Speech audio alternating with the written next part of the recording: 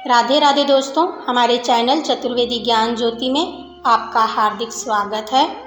आप सब कैसे हैं यह बताने के लिए कमेंट बॉक्स में जय श्री राधे ज़रूर लिखें। राधे रानी की कृपा से आपका सब मंगल होगा।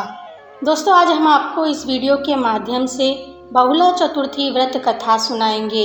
इस कथा को बहुला चतुर्थी व्रत करने वाली माताएं बहनें जरूर सुने।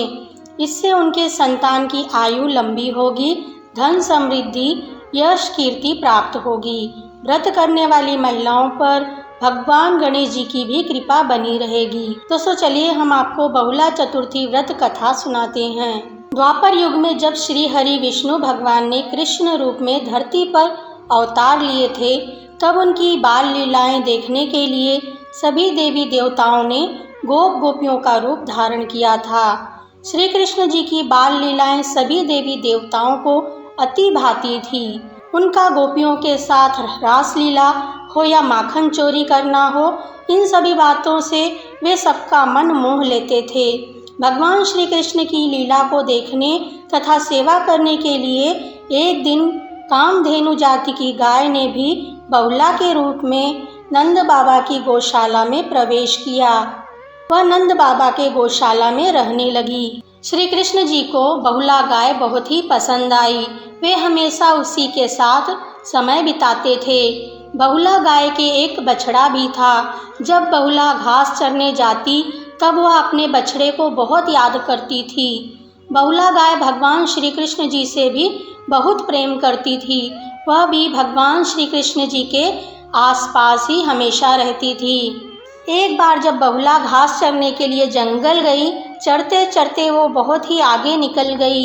यह देखकर भगवान श्री कृष्ण के मन में बहुला गाय की परीक्षा लेने का विचार आया।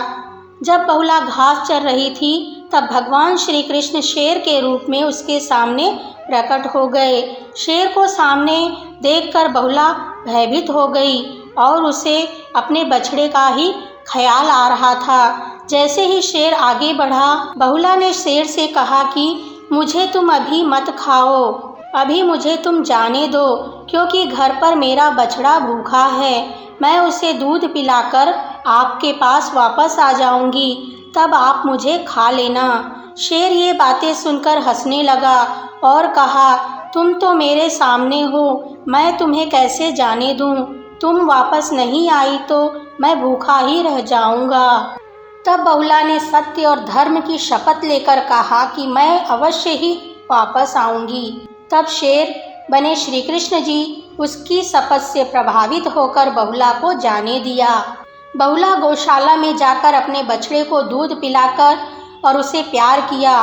उसे वहां छोड़कर वह वापस जंगल में शेर के पास आ गई।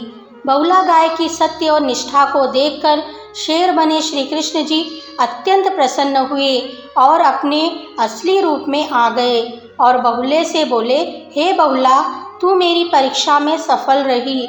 मैं तुम पर अति प्रसन्न हूँ। आज से गौ माता के रूप में तुम्हारी पूजा होगी।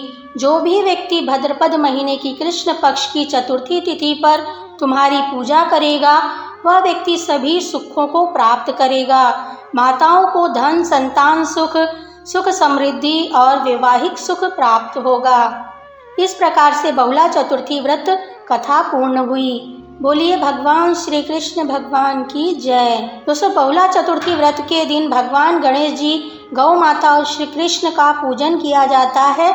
इस दिन पुत्रवती महिलाएं पूरे दिन उपवास रहकर शाम में विधि पूर्वक गणेश जी की पूजा करती हैं, गौ माता की पूजा करती हैं और भगवान श्री कृष्ण जी का भी पूजन करती हैं और शाम में चंद्रमा के उदय होने पर चंद्रमा को अर्घ्य देकर व्रत पूजन पूर्ण करती हैं। इस व्रत को करने से व्यक्ति की सभी मनोकामनाएं पूरी होती हैं। निसंतान दंपत्ति को संतान सुख प्राप्त होता है।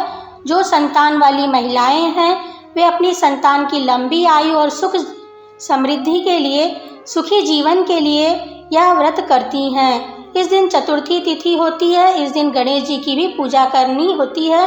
साथ ही गणपति जी की पूजा करने से जीवन में सब मंगल ही मंगल होता है। दोस्तों, आपको वीडियो कैसा लगा कमेंट में लिखकर बताइए। वीडियो अच्छा लगा हो तो इसे लाइक और शेयर कीजिए। हमसे जुड़े रहने के लिए हमारे चैनल को सब्सक्राइब करके रखिए। वीडियो देखने के लिए आप सभी का धन्यवाद।